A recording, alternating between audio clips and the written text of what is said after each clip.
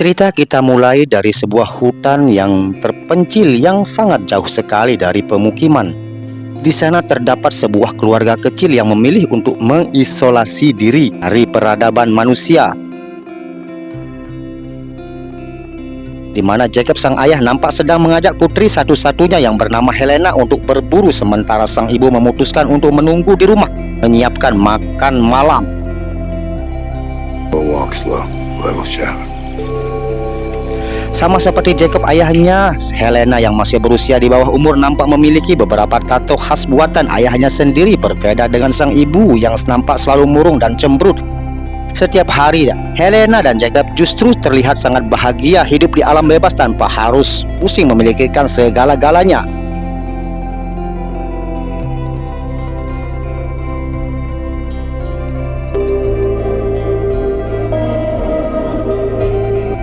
Jacob sendiri adalah tipikal ayah yang sangat perhatian dan banyak meluangkan waktunya untuk mengajari anaknya atau putrinya cara memburu binatang, seperti bagaimana cara membaca jejak kaki rusa, mana arah perginya, apakah jejaknya masih hangat atau tidak. Yang semua keterampilan ini Jacob ajarkan agar Helena bisa bertahan hidup dan melindungi keluarganya sendiri dari bahaya.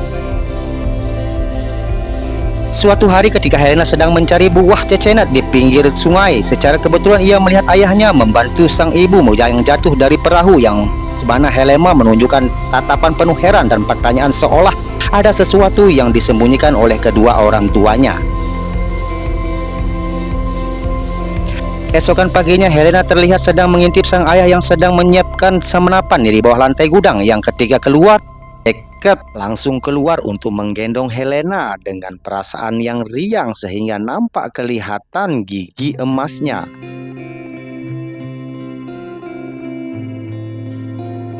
Singkat cerita, malam pun telah berlalu. Helena dan Jacob terbangun oleh suara serigala yang tepat di luar rumah mereka, di mana Jacob menyuruh mereka untuk menembaknya dengan alasan perlindungan diri. Namun karena Helena masih kecil dan penuh rasa simpati terhadap binatang, ia pun tak sanggup melakukannya, sehingga Jacob merasa perlu untuk memberinya sebuah nasihat penting bahwa serigala tidak memiliki belas kasihan, yang dia miliki hanyalah naluri bertahan hidup. Sehingga jika Helena ingin melindungi keluarganya, jadilah orang yang tegaan seperti para koruptor yang tega memakan uang rakyat.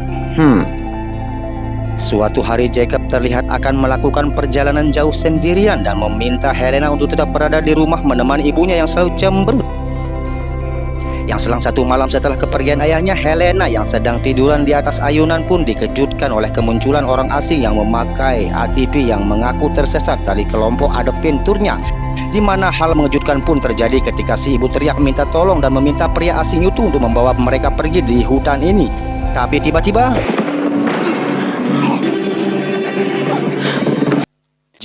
Jacob yang kebetulan baru pulang pun langsung menembak mati si pria asing di tempat. Yang karena Helena terus merengek memberontak menurut ikut kabur, si ibu pun terpaksa memukulnya hingga pingsan.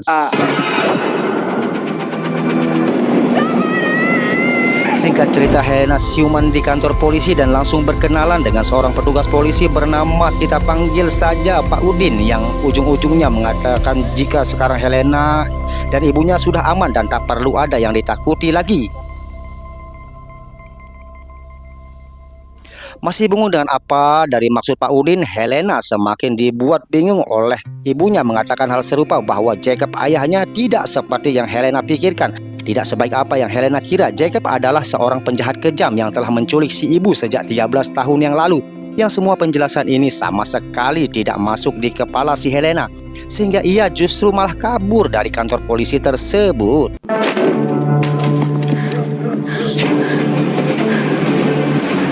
Dan alangkah bahagianya Helena saat Jacob ayahnya datang untuk menjemput. Yang kebahagiaan itu tak bertahan lama saat Pak Udin dan pasukan polisinya melakukan penyergapan jika dirinya tidak akan bisa lolos.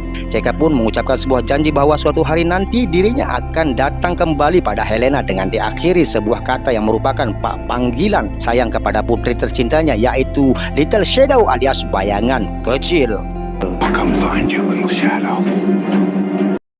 20 tahun berlalu, kini Helena sudah dewasa, sudah punya kehidupan baru dan menjadi pribadi yang baru. Bahkan saat ini dirinya menjadi seorang wanita karir yang bekerja kantoran, yang karena di wajahnya terdapat tato yang dibuat oleh Jacob membuat Helena harus melakukan effort lebih untuk menutupinya supaya orang sekitar tidak mempertanyakan dari mana Helena mendapatkan tato tersebut.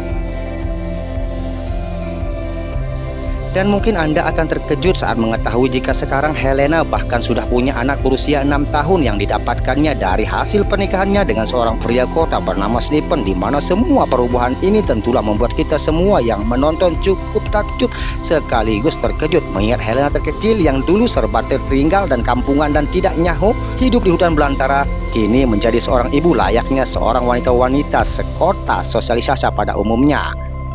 Dale, Lol. We're going to the campus for Daddy's work picnic. Ketika Helena menghadiri acara pertemuan orang tua wali murid, kita akhirnya mengetahui jika Helena ternyata menyembunyikan identitas aslinya, yang hal itu terbukti ketika dia berkata bohong ketika ditanya mengenai kampung halaman dan kedua orang tuanya. Bahkan Stephen, suaminya sendiri, tidak mengetahui tentang kehidupan asli Helena di masa lalunya. Oke, kita tinggalkan sejenak dulu kehidupan bahagia Helena dan beralih kita ke Jacob, ayahnya yang sedang dalam proses pemindahan ke penjara lain, di mana Jacob kembali menunjukkan sifat brutalnya saat ia tak segan-segan membunuh seorang sipir penjaga hanya untuk bisa kabur bersama satu rekannya.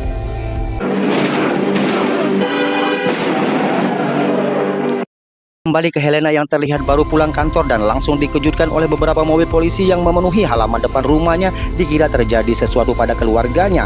Para polisi ternyata datang ke sini untuk memberitahu Helena terkait Jacob, sang ayah yang kabur saat proses pemindahan tadi malam. Mereka bermaksud untuk meminta keterangan di Helena yang mungkin saja pernah melakukan komunikasi atau kunjungan kepada ayahnya.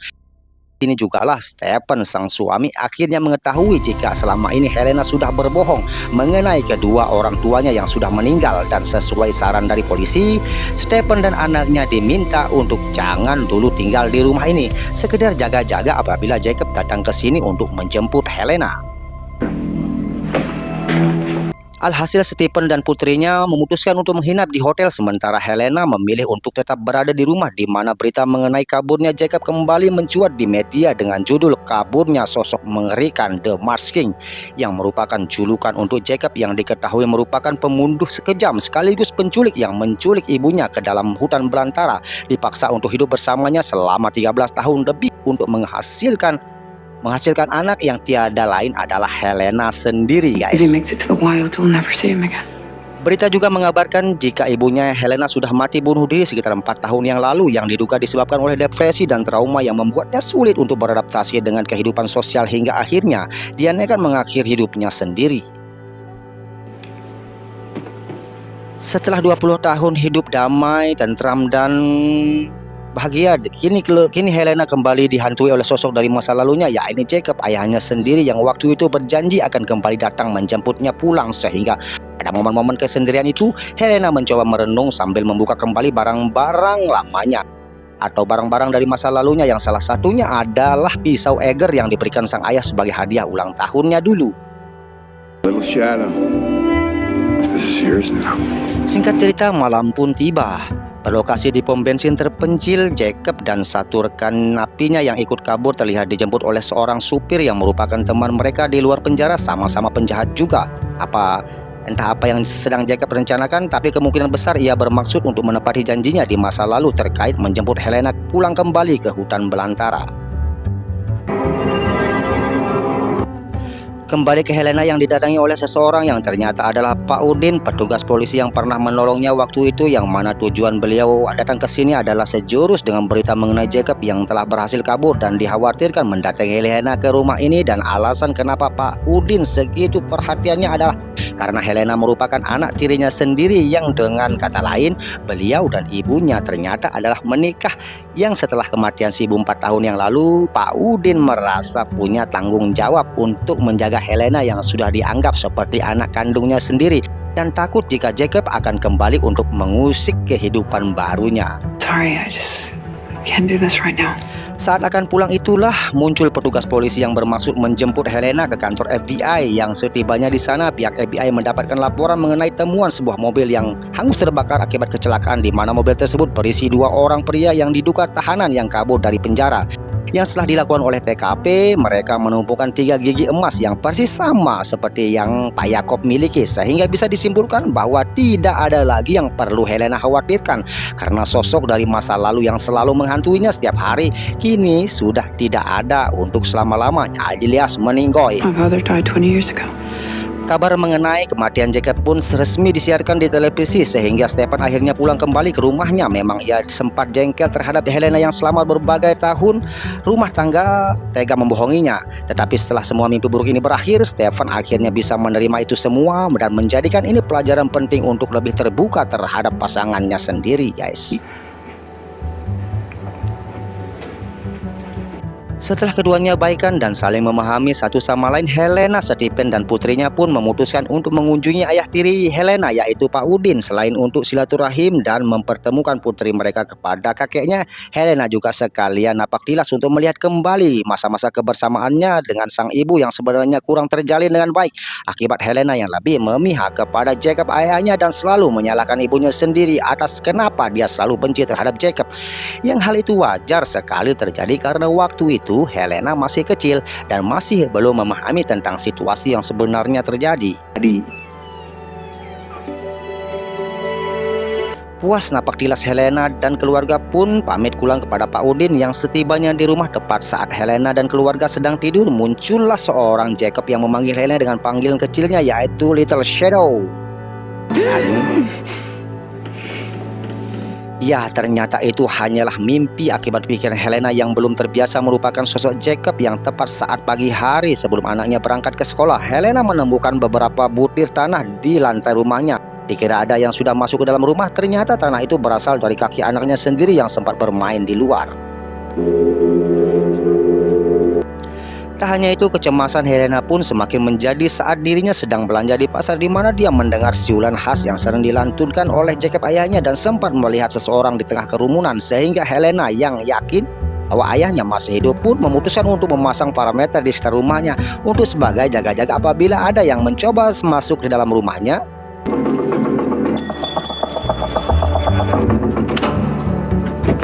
Dan ya, Helena mendengar lonceng parameter bunyi sehingga ia segera mengambil berpisau selamanya lantas pergi keluar untuk memeriksa dan ternyata ada seekor kelinci mati tergantung di atas ranting pohon yang tidak bisa dipastikan. Hal ini biasa dilakukan oleh si Raja Tega yang tiada lain adalah si Jacob sendiri.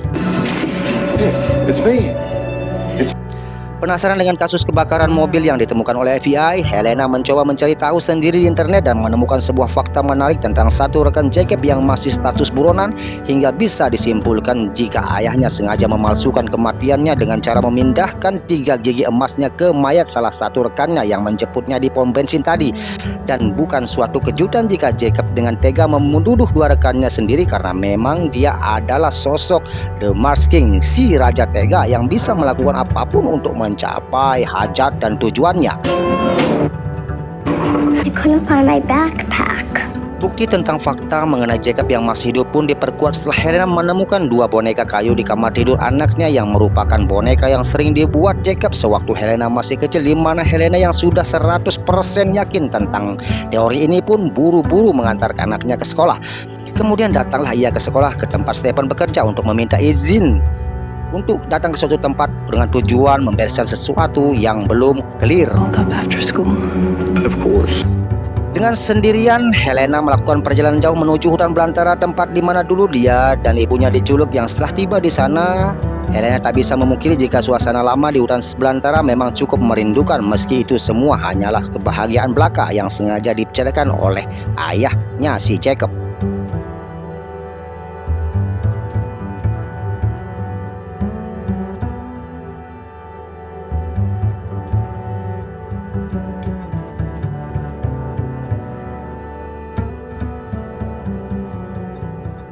Dan sampailah Helena di rumah lamanya yang isinya sudah lapuk dan tak terurus, di mana momen yang ditunggu-tunggu pun akhirnya terjadi ketika Jacob ayahnya akhirnya muncul. Yang meski Helena risih dengan sosok Jacob yang jahat, tapi tak bisa dipungkiri bahwa dirinya dan Jacob pernah punya kenangan indah bersama di hutan belantara ini. Saat meminjam pisau untuk akhirnya jujur tentang yang membunuh dirinya, tentang mengorbankan gigi emasnya hanya untuk bisa bertemu kembali dengan Helena, di mana semua pengorbanan Jacob nampaknya sia-sia saat Helena dengan tegas mengatakan bahwa sekarang dia punya sebuah kehidupan baru, sudah punya keluarga baru, dan meminta Jacob supaya tidak mengganggunya lagi. Mencoba flying victim, Jacob pun dengan wataknya mengatakan, "Iya Tuhan, apa yang sudah kuperbuat sampai-sampai anakku membenci diriku seperti ini?" Disitulah Helena langsung meretel menjelaskan tentang apa saja hal-hal yang jahat yang pernah diperbuat oleh Jacob. Salah satunya adalah momen ketika Jacob membantu si ibu jatuh dari atas perahu, yang ternyata si ibu tidak benar-benar jatuh dari atas perahu itu, melainkan berniat untuk kabur, dan Jacob sempat menghukumnya dengan cara menenggelamkannya ke dalam air. Yang lagi-lagi karena waktu itu Helena masih kecil, ia masih kesulitan untuk memahami tentang situasi yang sebenarnya terjadi. No, we ran away. Untuk terakhir kalinya, Helena sambil menangis memohon agar Jacob jangan pernah mendekati keluarganya lagi, yang jika Jacob sebagai orang tua sayang terhadap darah dagingnya sendiri, maka dia diminta sendiri untuk berhenti dan jangan berbuat hal-hal yang aneh lagi.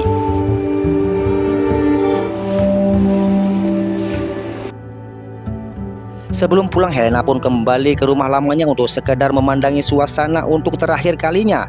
Yang sungguh-sungguh tak diduga muncul ayah tirinya, yaitu Pak Udin, yang datang menyusul setelah punya feeling jika Helena akan pergi ke tempat ini, di mana hal yang ditakutkan pun terjadi ketika Jacob muncul dan menembak Pak Samsul hingga dia tewas saat itu. Oh, Pak Udin gitu maksud saya, bukan Pak Samsul. Clark?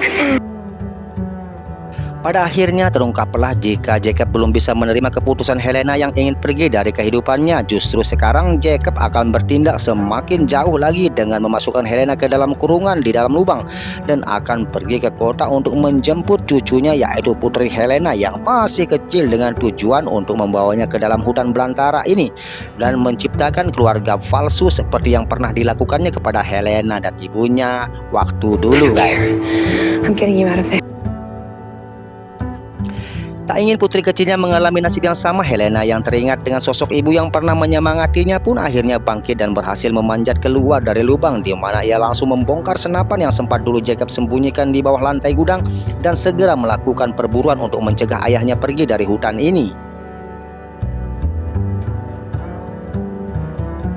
Karena instingnya sudah terpatri sejak kecil, Helena pun bisa melakukan tracking atau pelacakan tentang kemana arah perginya Jacob, yang setelah ketemu, Helena langsung melakukan bidikan.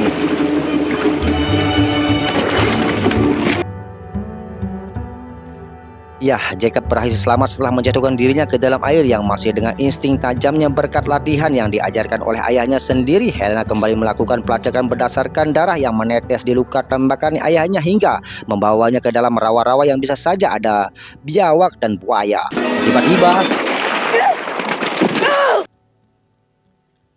ya, meski Helena terlatih, Jacob nampaknya jauh lebih hebat karena dia adalah masternya. Kedua tangan Helena pun diborgol dan diminta untuk menunjukkan perahu yang ia gunakan saat datang ke sini.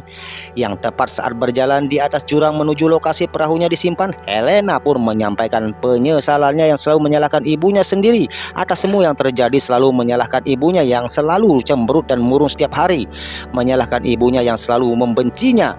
Saat Helena berdua bersama Jacob dan tidak pernah sekalipun berada di pihak si ibu yang jelas-jelas tulus menyayangi Helena dengan sepenuh hati. I blamed her for everything too. I never believed.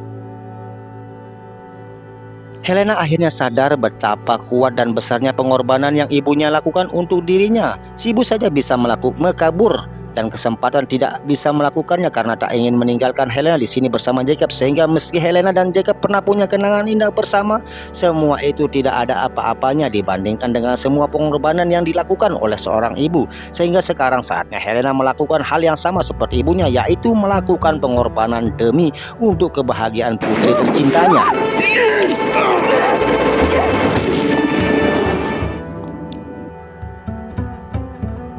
Setelah menjatuhkan diri bersama ayahnya, Helena yang masih hidup pun bangun duluan dan segera mengambil pistol milik ayahnya. Yang tepat saat Jacob bangun dan mencoba meraih pistol miliknya yang lain, Helena langsung menodongkan pistolnya sambil mengatakan, "Aku tidak membencimu, ayah. Aku hanya ingat pelajaran penting yang diajarkanmu tentang selalu melindungi keluarga. Dan yang aku lakukan ini adalah untuk melindungi anak dan keluargaku, suamiku dari serigala seperti dirimu, Don."